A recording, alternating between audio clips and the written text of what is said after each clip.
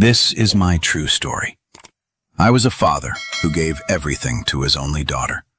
I built her life from the ground up, paid her tuition, funded her business, and gave her the roof over her head. I thought one day she'd look at me with pride, but instead, she looked at me like a burden. One evening, she said, "Stop calling me, Father. You call me so much, I get disturbed." Those words broke something deep inside me, but I wasn't weak. I still had one thing left: power. Before I continue, tell me where you're watching from and what time it is, and please subscribe so my story can reach more people.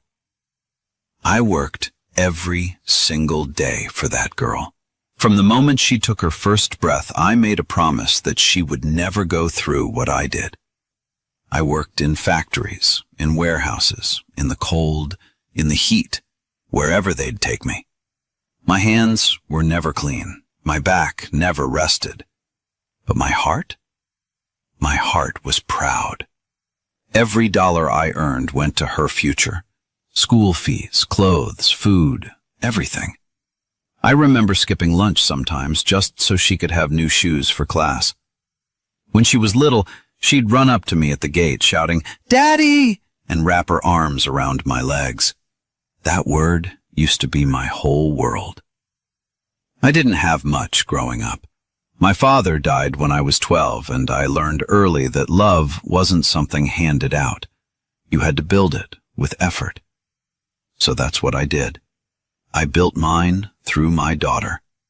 I carried her on my shoulders to school, waited outside in the rain when she forgot her umbrella, and saved coins in an old jar so she could go on every school trip. I didn't know what happiness was until I saw her smile. I thought I was doing everything right, being the kind of father I never had. When she grew older, I taught her how to work, how to respect people, how to be honest, how to keep her word. We used to fix broken furniture together in the garage. I'd hand her the tools, and she'd watch every move I made. I told her, "One day you'll build something better than this." She used to nod and say, "I'll make you proud, Dad."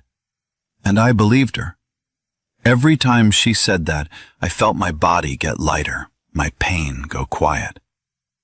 When she turned 18, I bought her her first laptop. It wasn't top of the line, but it was new. I told her, "Now you can email me anytime." She smiled and said she would. Back then, that laptop was a symbol. I thought it meant we'd always stay connected. Years later, that same device became the wall between us. She did well in college. I paid for every class, every book, every apartment. When she graduated, I stood in the crowd clapping until my hands hurt. She didn't even look my way that day. But I didn't mind. I thought she was nervous, caught up in the moment. I took a picture from far away just to remind myself that it was all worth it. When she started her business, I was the first person she called. "Dad, I need help with the paperwork," she said. I didn't even hesitate. I signed whatever she needed. I co-signed the bank loan that got her company started. I put my name and my reputation on every document. I didn't do it for money. I did it because she was my daughter. Because that's what fathers do. They open doors even when they're tired of knocking on their own. The business grew fast. She became busy, successful, surrounded by people who clapped for her. I used to sit at home and watch her on TV interviews talking about how she built it from scratch. She never mentioned my name. Not once. Still, I didn't complain. I told myself that maybe that's what success does. It makes people forget where they came from. I thought, she's young. She'll remember later. But later never came. When I called her, she'd answer less often. When I visited her office, the receptionist would say, "She's in a meeting." She stopped coming home for holidays, stopped checking on me after my doctor visits. I used to wait by the window every evening just hoping she'd call to say, "How are you, Dad?" That call never came. I kept quiet through all of it because I didn't want to be a burden. I told myself that love doesn't need to be returned, that it's enough to give it. But deep down, I started to feel something break. It wasn't anger, it was sadness. The kind that doesn't shout, it just sits quietly in your chest. I never thought the same girl who once called me daddy with pride would one day say it like an insult. I didn't know then that love without respect is a slow kind of death. And I was already dying long before she told me to stop calling her.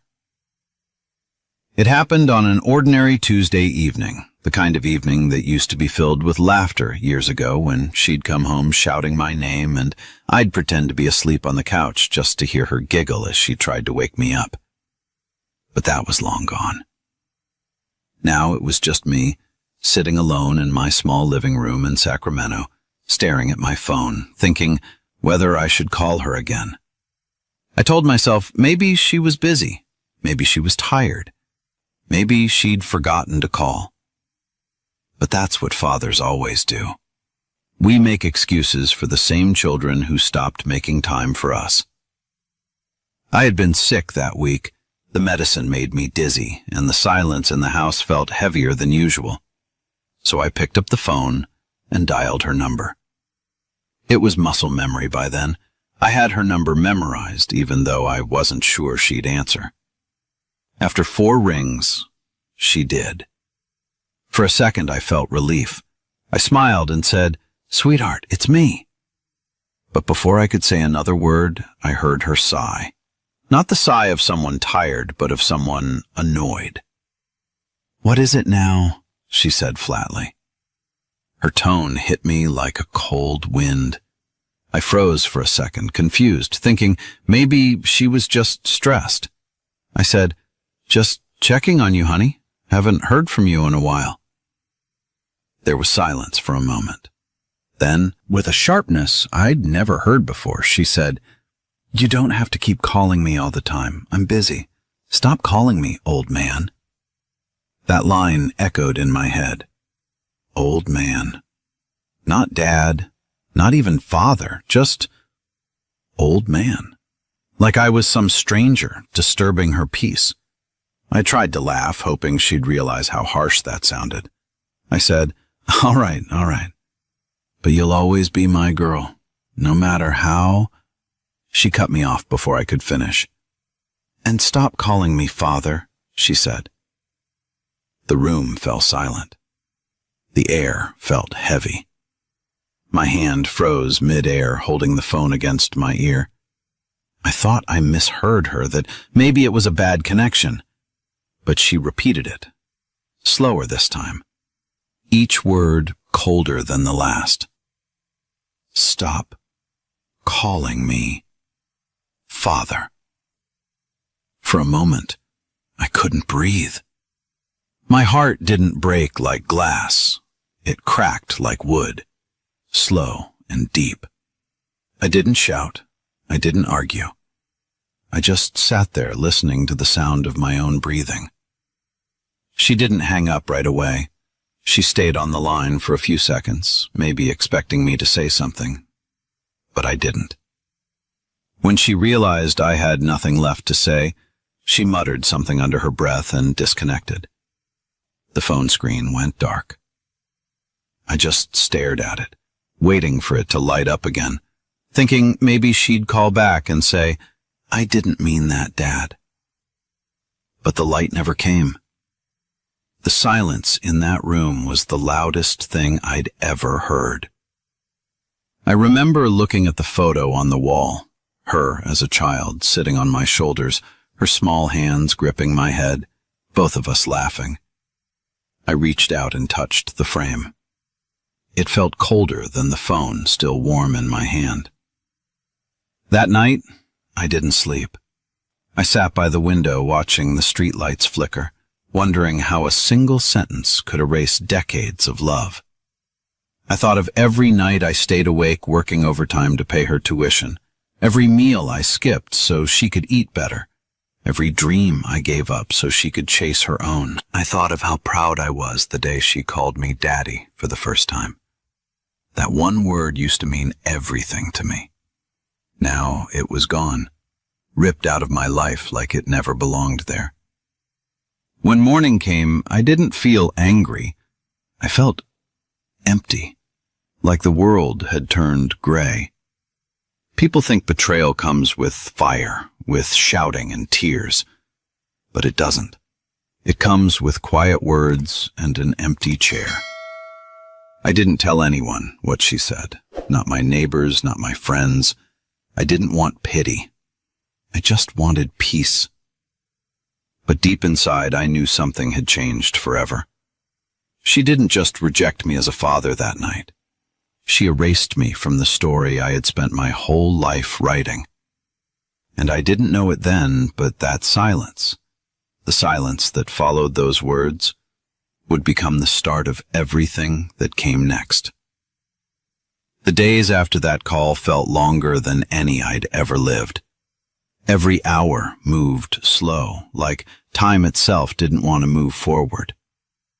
I stopped calling her, not because I didn't want to, but because I couldn't bear to hear that voice again, the one that made me feel like I didn't belong anymore.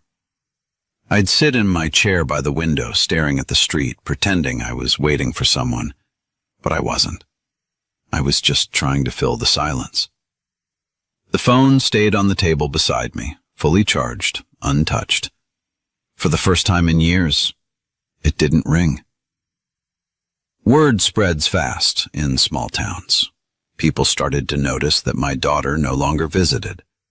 At the grocery store, one of my old friends asked, "Haven't seen your girl in a while. She must be busy with her company, huh?" I just smiled and nodded. I couldn't tell them the truth, that my daughter wasn't busy. She was gone. That she didn't just move away. She moved on. And I wasn't part of the picture anymore. Every question, every well-meaning comment felt like a knife twisted slow. Then came the whispers. Small towns have a way of making silence louder. I overheard two women at the coffee shop say, "You know, she doesn't even talk to her father anymore. The old man's all alone now." They didn't say it to hurt me, but it hurt all the same. I drank my coffee in silence, finished it to the last drop, and walked out before they could notice the shake in my hands. At night, I'd look through old photos, birthdays, school events, the day she opened her company. In every picture, I was there, behind her, beside her, always smiling. I realized I had spent my whole life standing behind her, making sure she never fell. And now, when I stumbled, there was no one to reach back for me. The irony was cruel, but it was real.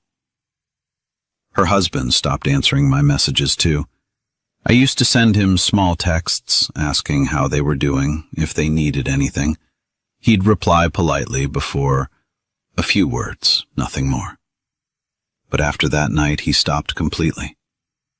I guess he heard what she said, or maybe he just decided it was easier to forget me too.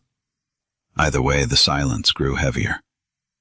Sometimes I'd pass by her office building on my way to the bank. I'd see her through the glass, laughing with clients, surrounded by people who clapped for her. She looked confident, happy, like she had everything. And I'd wonder if she ever thought about the man standing outside, the one who built the foundation under those shiny floors. I doubt she did. Success has a way of blinding people to the ground they're standing on. I didn't hate her. That's what surprised me most. I thought I would, but I didn't. Hate takes energy, and I didn't have much left to give. Instead, I just felt smaller every day, like the world had quietly erased me without making a sound. My meals got smaller, my walks got shorter, my voice quieter. The few people who still called me Sir at the market were the only ones who reminded me I existed. One afternoon, I sat outside watching the sun go down behind the hills. A neighbor walked by and said, "You should be proud. Your daughter's company is on the news again." I smiled weakly and said, "Yes, she's doing well." Then I went inside and closed the door before the tears could fall. I didn't want anyone to see. The shame of being forgotten is different from any other pain. It doesn't shout, it just lingers, sitting heavy in your chest, reminding you of what you lost every time the phone doesn't ring.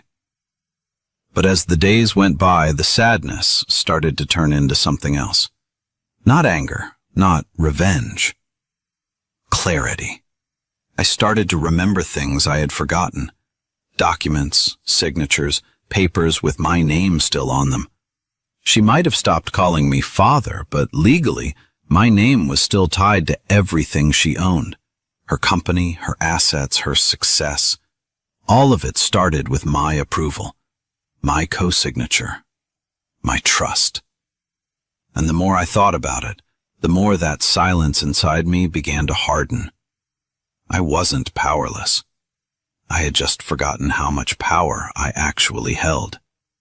She may have taken my name out of her heart, but she hadn't taken it off her papers. And that, I realized, was the biggest mistake of her life. If you're watching this, take a second to hit that like button. It helps more people hear stories like this one. And subscribe if you haven't already, because what comes next, you won't want to miss. It started as a quiet thought, the kind that sneaks into your mind and doesn't leave. I was sitting at the kitchen table one morning staring at my old folder of documents. It had been there for years, a worn brown file that held the story of everything I'd built. I used to keep it just for memories, never realizing it would one day become my weapon. When my daughter first started her business, she had begged me to help her.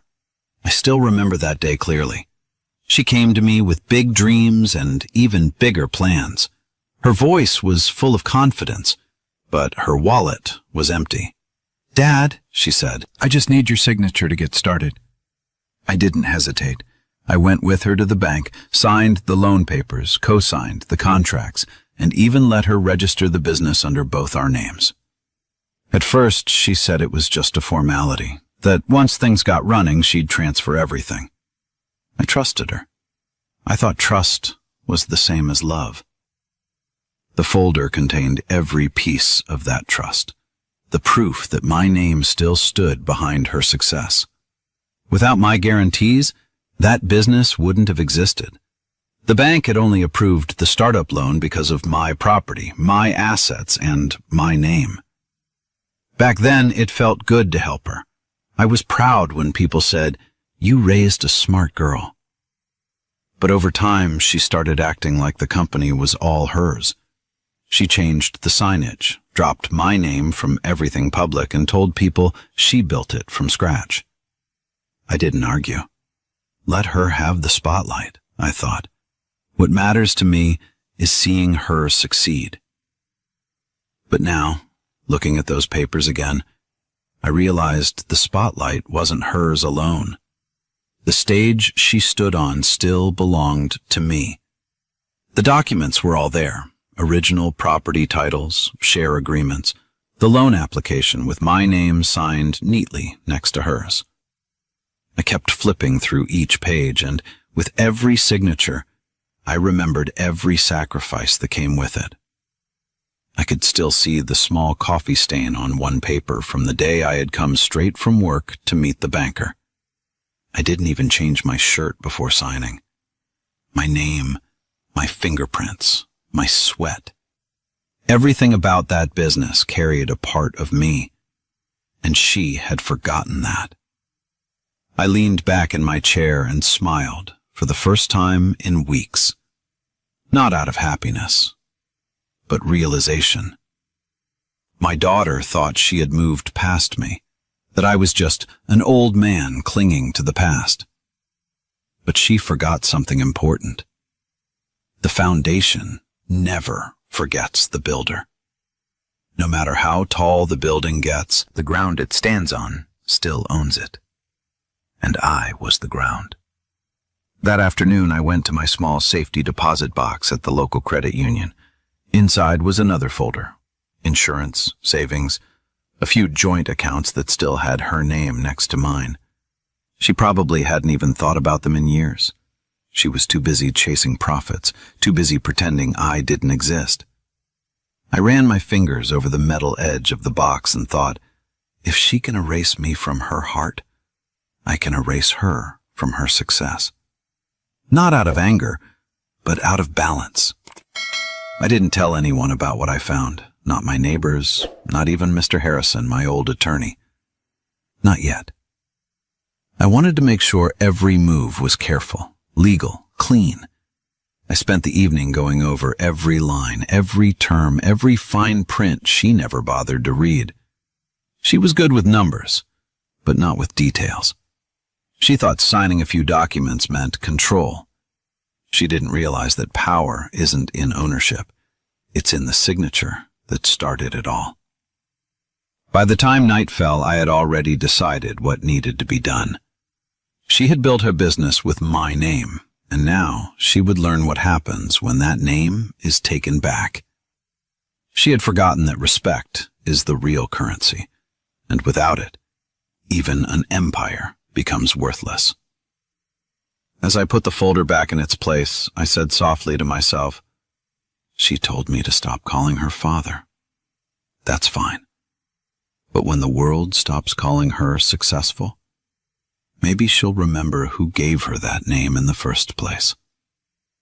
That night, for the first time in months, I didn't dream of sadness or silence. I dreamed of justice. The quiet kind that doesn't shout or hurt, but simply restores what was lost. I knew exactly what I had to do next, and it would only take one call. That night the house was quiet, too quiet, the kind of silence that almost hums in your ears. The folder sat in front of me on the kitchen table, the same table where I had once helped my daughter with her algebra homework. The lamp above flickered, throwing long shadows across the papers. My dinner was untouched. I wasn't hungry. I just stared at the documents, the signatures, the stamps. My name beside hers. The proof of everything I gave her. All those years of work, sweat, and trust, printed neatly in black ink. I ran my fingers over my own name. It felt like a reminder and a warning all at once. I didn't feel angry anymore. Anger fades. What I felt was something colder. Resolve.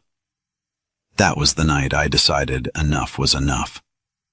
I couldn't change what she said to me. I couldn't make her love me again or respect me. But I could remind her who I was. Not through words, not through emotion, but through the very thing she valued most. Control. The same control she thought she had over her success. I sat there thinking about everything that led to this point. The endless sacrifices, the years of struggle, the nights I stayed up worrying about bills just to make sure she'd have an easier life. I thought about how proud I was when she bought her first condo, when she moved into her big office, when she stopped needing me. But that pride had blinded me. It made me forget that people who forget where they came from eventually fall. And sometimes it's the ground they left behind that reminds them how hard the fall can be. The clock on the wall ticked loudly. Each second felt like a question. Will you keep letting her disrespect you? Or will you remind her what you built? I looked out the window. The streetlights glowed faintly against the dark road. Somewhere out there, my daughter was probably having dinner in her big house, laughing, feeling safe, believing the world was under her control. She didn't know that the same man she told to stop calling her father was about to make one call that would change everything she owned. I stood up and walked to the drawer where I kept my contact book. I'm old-fashioned. I still keep numbers written down. I flipped through the worn pages until I found the one I needed. Mr. Harrison, my attorney. I hadn't spoken to him in months, but I knew he'd still answer. I placed my finger over his name for a moment, thinking about what this would mean. This wasn't about revenge. It was about fairness. The kind of fairness that only time can teach. Before calling, I looked around my small kitchen, the faded wallpaper, the old chair, the quiet space. Everything around me was real, earned, honest. My daughter's world, on the other hand, was built on borrowed hands. Mine. She had forgotten that, and now she'd remember.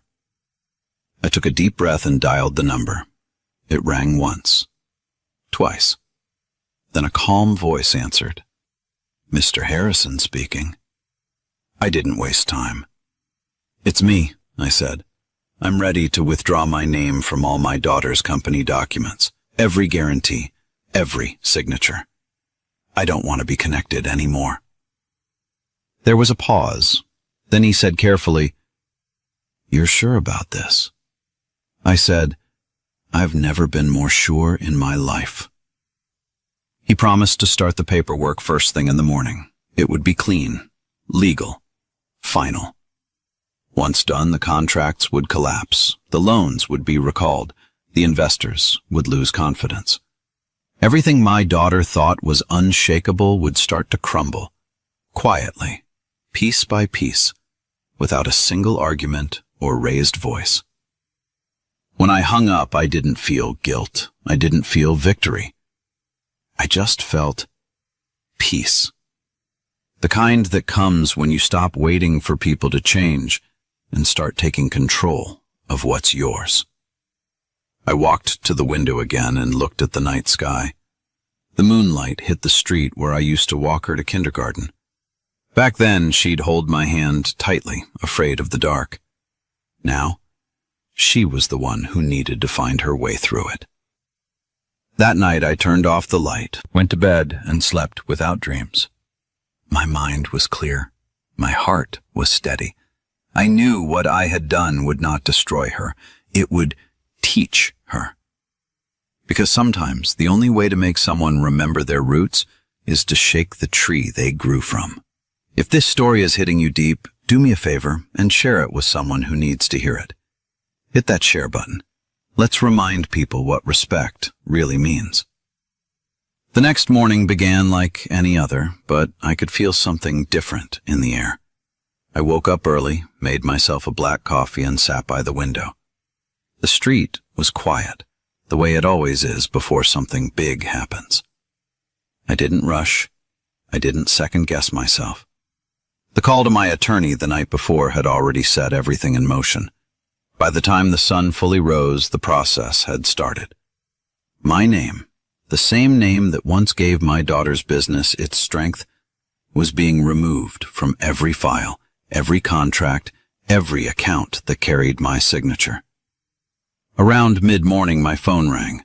It was Mr. Harrison. His voice was calm, professional, but I could hear the undertone of movement behind it. Papers being stamped, people talking. It's done, he said. The withdrawals are official. The bank has been notified. They've started freezing the lines tied to your guarantee. I thanked him quietly. This will take effect fast, he added. I nodded, even though he couldn't see me. That's all right, I said. She wanted distance. Now she'll have it. By noon, it had begun. Contracts started falling apart one by one. The investors, the ones who only trusted the company because of my name, began pulling out. The loan officers started calling, asking questions she couldn't answer. Her credit line was suddenly cut short. The insurance tied to my property was voided, and the confidence behind her company vanished. The collapse didn't happen with explosions or chaos. It happened with quiet phone calls and formal notices. One signature undone. Years of arrogance. Later that day, my neighbor came by to drop off groceries. While I signed the receipt, I saw her scrolling on her phone. "You've seen this?" she asked. "There's some issue with your daughter's business. It's all over the local news." I just smiled faintly. "No, I hadn't seen it," I said. Inside, I felt something shift. Not joy, not spite. Just closure. Meanwhile, miles away, my daughter's office was in panic. She must have been sitting behind her desk, confused at first, then furious. The calls would have started pouring in from banks, clients, investors, all demanding answers. She would have looked through her files trying to find out what went wrong. And then she would have seen it. Cosigner withdrawn. Legal guarantor removed. My name was gone. The foundation was gone. The man who had once built her success had just taken his name back. I imagined the scene clearly. Papers scattered, voices raised, her assistant pacing outside the door, her husband calling, worried, her yelling into the phone saying, "What do you mean the contracts are void?" All the while, the same phone she once told me to stop calling was now her worst enemy, ringing non-stop with bad news. The same line that carried her arrogance now carried her downfall. By the evening, Mr. Harrison called again. "You should know," he said. "Your daughter tried to reach the bank to reverse it, but they told her it's final.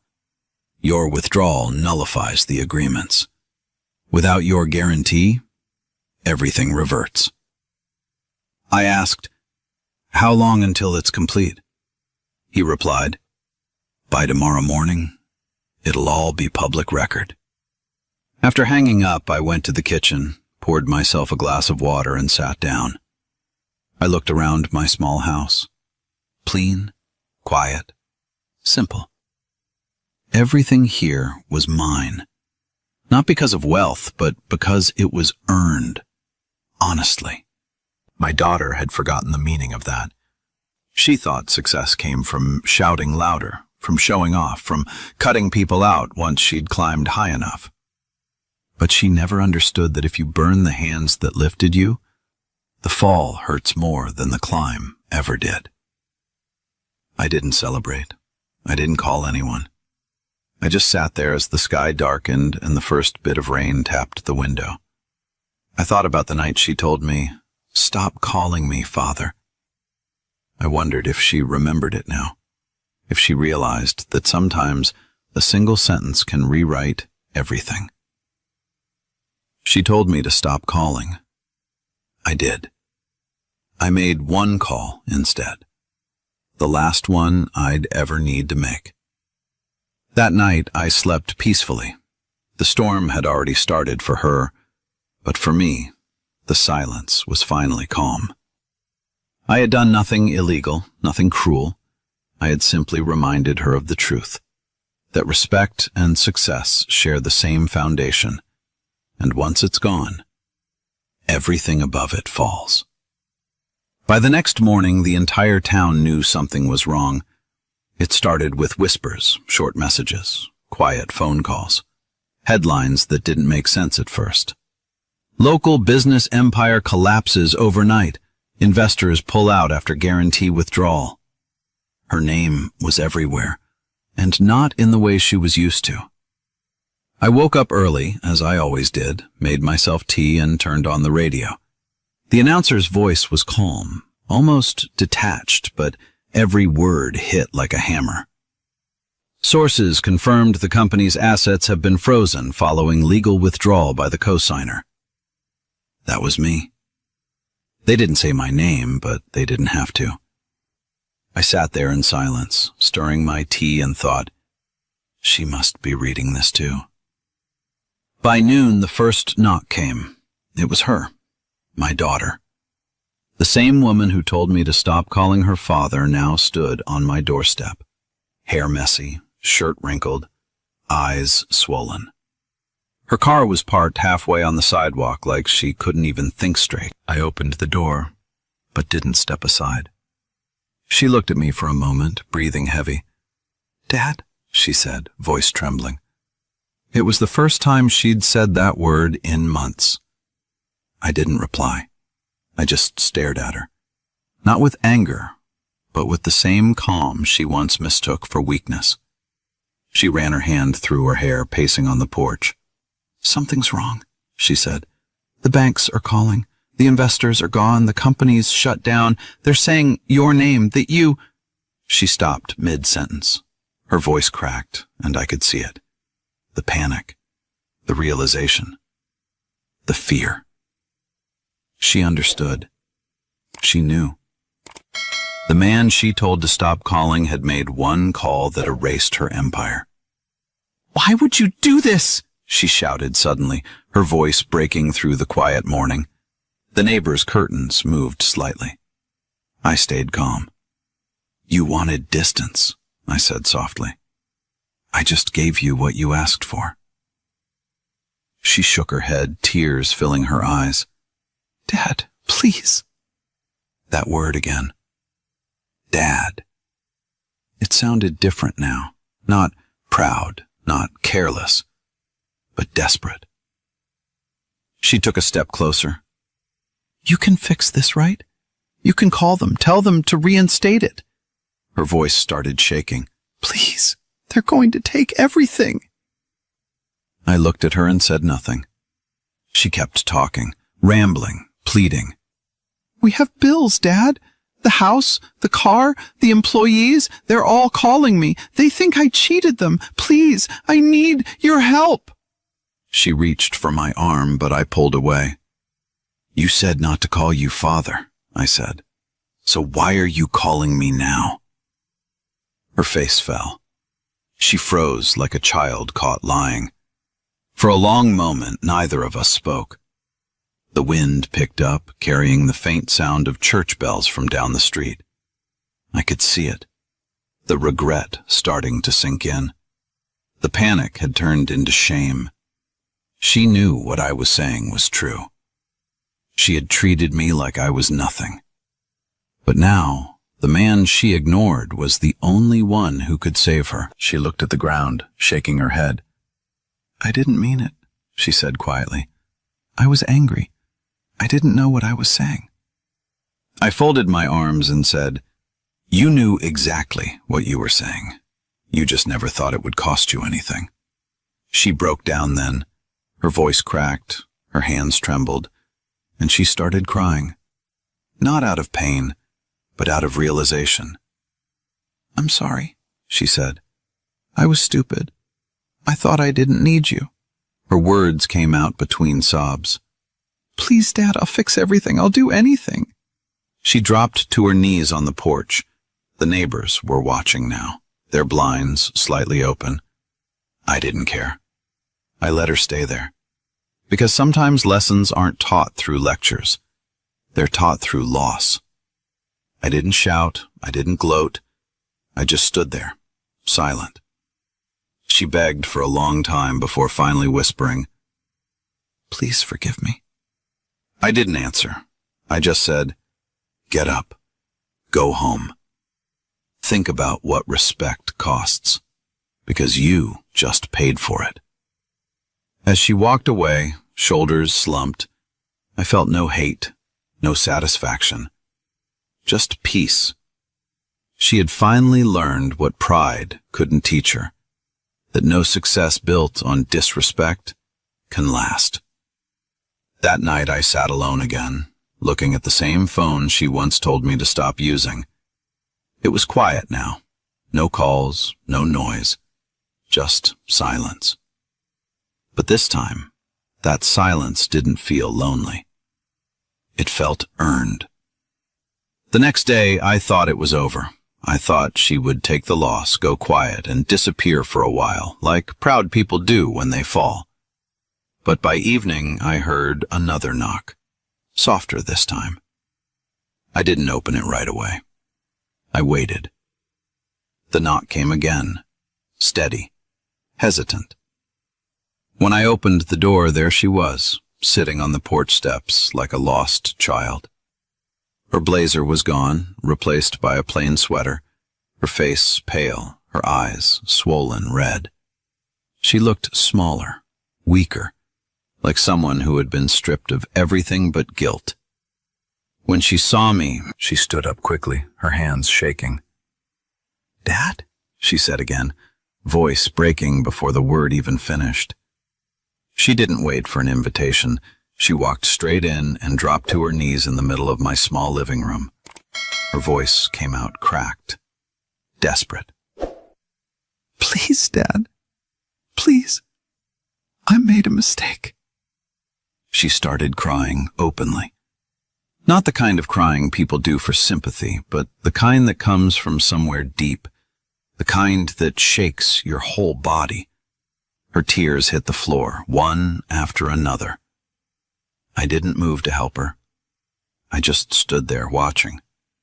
The same woman who once told me to stop calling her father, now crying for me to answer to that word again.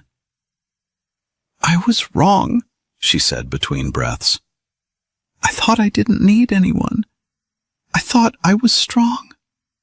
She looked up at me, eyes full of shame. "But you were right, Dad. Everything I had, it was because of you." Her voice cracked again. "I treated you like nothing, and now I have nothing." I didn't respond right away. I wanted her to sit in that silence, the same silence I had lived with for months. I wanted her to understand that respect isn't given by chance. It's built, word by word, action by action. And when you break it, it doesn't come back easy. She kept talking, begging, explaining. "The bank called. They said without your signature, the loans are gone. The investors pulled out. They want to take the office, the cars, everything." Her voice trembled. "Please, Dad, you can fix it. I know you can. You always could." She crawled closer, reaching for my hand, but I stepped back. She froze, her hand hanging midair. "You told me to stop calling you father," I said quietly. "So why are you calling me now?" The question hung between us like a heavy weight. She lowered her head again. "Because I forgot who you were," she whispered. "And I forgot who I was because of it." I could feel her pain, but I didn't rush to comfort her. This wasn't about revenge. It was about realization. I needed her to remember that fathers are not burdens. They are foundations. When you kick the foundation, the whole house falls. And she was standing in the wreckage of her own doing. She pressed her palms together like praying. "Please, Dad, I'll do anything. I'll start over. I'll take care of you. Just fix this. Please." Her voice broke completely then, and she lowered her head until it almost touched the ground. For a long time, all I could hear was her quiet sobbing and the ticking of the old clock on my wall. Finally, I took a slow breath and said, "I don't want your business. I don't want your money. I just wanted your respect. You had one job, to remember who helped you rise." She looked up, tears streaking down her face. "I do now," she said. "I swear I do." I nodded, but I didn't promise anything. Some lessons aren't supposed to end in comfort. They're supposed to stay raw, so they're never forgotten. I reached out and placed my hand on her shoulder, not as a gesture of forgiveness, but of closure. "You'll rebuild," I said softly. "But this time, do it the right way. Earn it. Don't take shortcuts through people's hearts." She nodded, crying harder. I walked to the door and opened it. "Go home," I said. "Rest. Tomorrow's a new day." She stood slowly, wiped her face, and looked at me like a woman seeing her father for the first time again. Then she walked out without another word. As I closed the door, I felt something shift inside me. Not pride, not revenge. Peace. The kind that comes when justice and love finally meet halfway.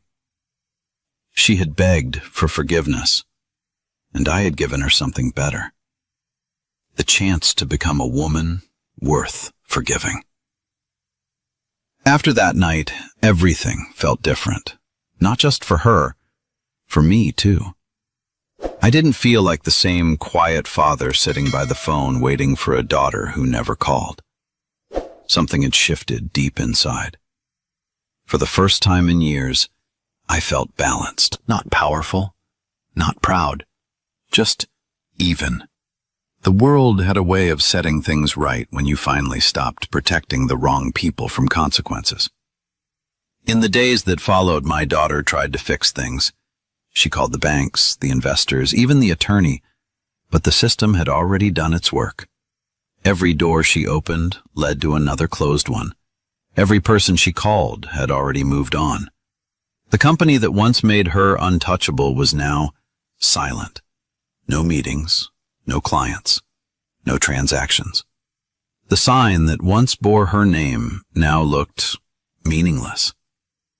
That's when she started to understand what I had tried to teach her whole life, that money without respect doesn't last. She visited again after a few days. She didn't come in shouting this time. She walked in quietly, carrying 2 cups of coffee. She handed me one and sat across the table. Her hands still shook, but her voice was calm. "I lost everything," she said. I looked at her and replied, "No, you just found something else." She frowned. "What's that?" I said, "Humility." We sat in silence for a while. She stared at the steam rising from her coffee, and I watched her. Really watched her. For the first time in years, she wasn't pretending to be strong. She wasn't showing off or talking big. She was just a woman facing the truth of her own actions. It was strange how losing everything had finally brought her back to herself. She started talking about rebuilding, not the company, herself. "I don't want the business anymore," she said. "I want to earn what's mine this time." I nodded. That was all I needed to hear. Because this wasn't about revenge anymore. It was about learning. And now, finally, she was ready to learn. Before we continue, if this story is teaching you something, hit that subscribe button. These lessons are too important to miss. Let's keep going. Over the next few weeks, I watched her change. She stopped dressing like a woman trying to impress the world. She started showing up at the community center, helping out, fixing things for free. She'd visit me every weekend, clean the yard, cook dinner, and sit with me like she used to when she was young. The arrogance was gone. The distance was gone. In its place was something stronger. Understanding. One evening, as we sat watching the sunset, she said, "Dad, I don't know how to repay you." I told her the truth. "You already did." She looked confused. I smiled. "You learned the lesson. That's enough." She didn't say anything, but I saw it in her eyes. She finally got it. Respect, responsibility, gratitude. The things I tried to teach her when she was a girl. Things that success had buried under ego. The same lesson that life eventually dug back out with its own hard hands. She had learned what no book or business deal could teach. That the hands that raised you can also let you fall if you forget their worth.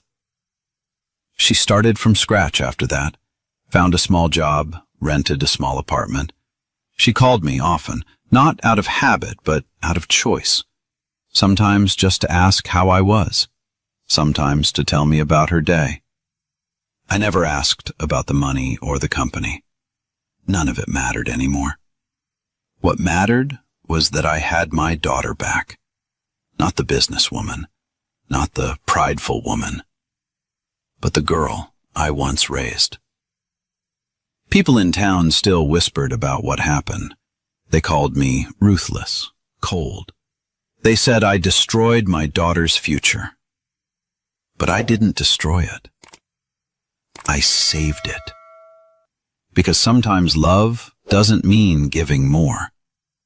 Sometimes it means taking away what's killing a person slowly.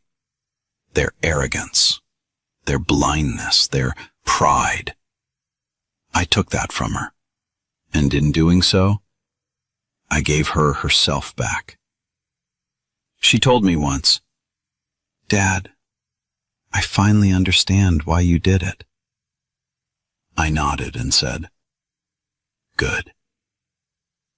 Because that was the point. The lesson wasn't about power. It was about respect, the one thing that keeps families strong and hearts humble. She learned it the hard way, but she learned it. And that's all a father can hope for. It's strange how life comes full circle. The same daughter who once told me to stop calling her father now calls me every morning just to say good morning. The same woman who once laughed at my advice now asks for it before making a move. The same voice that once spoke with pride now speaks with gratitude. It didn't happen overnight, and it didn't happen easily. But it happened. Sometimes people need to lose everything to finally see what matters. My daughter had to lose her company, her house, her image, and her arrogance to finally find something worth keeping. Respect. Now, when she visits, she doesn't drive up in a fancy car or wear those sharp blazers that once made her look untouchable. She comes in simple clothes, carrying groceries, asking if I need anything fixed around the house. I watch her quietly as she works, hammering a nail, cleaning the yard, and I see the girl I raised. Not the woman success had changed, but the one humility brought back. There's peace in that. Not victory, not satisfaction, just quiet peace. People still talk about what I did. Some say I was cruel, that I went too far. Others say I was brave. But I don't think it was either. It was necessary. Fathers are expected to give endlessly, but giving without boundaries turns love into weakness. The day she told me to stop calling her father, something inside me broke. But that break also opened my eyes. I realized I had spent my life protecting her from every consequence, every failure, every pain, every lesson. I shielded her, and because of that, she grew up thinking life would always bend for her. It took one call to remind her that even love has limits. She never knew that I cried that night after making that call. Not because I was proud of what I did, but because I knew it would hurt her. No parent wants to see their child fall. But sometimes you have to let them hit the ground so they understand why you told them to walk carefully. I didn't ruin her. I rebuilt her. I took away the illusion of power so she could find real strength. Months have passed now. She's working a normal job, earning her own way. It's not glamorous, but she's happy. She visits every weekend, and we sit on the porch talking about small things. The weather, the garden, the people in town. She tells me about the co-workers who respect her, not because of her last name or her company, but because she shows up, works hard, and stays humble. That's all I ever wanted for her. One evening, as the sun went down, she said, "Dad, you know that call you made? It saved me." I looked at her and smiled. "I know," I said. "It saved me, too." Because it did. It freed me from the quiet pain of being forgotten, It reminded me that even in old age, a father's voice still matters. It may shake, it may soften, but when spoken with purpose, it can still change lives. Now, when I pick up my phone and see her name on the screen, I still pause for a second before answering. Not out of bitterness, just reflection. Every ring reminds me of that night, of those words, of how far we both came from them. Stop calling me father. Those 4 words built a wall between us. But one call tore that wall down brick by brick until only truth remained. She learned her lesson. I learned mine. She learned that success means nothing if it costs your family. I learned that love means nothing if it doesn't have self-respect. We both found balance in the wreckage. I don't know how many years I have left, but I know this. When I'm gone, she'll remember me not as the man who gave her money, but as the man who gave her a lesson that money could never buy. Final thought. She told me to stop calling her father, so I made one call that reminded her who I truly was. Not her burden, not her weakness. Her father.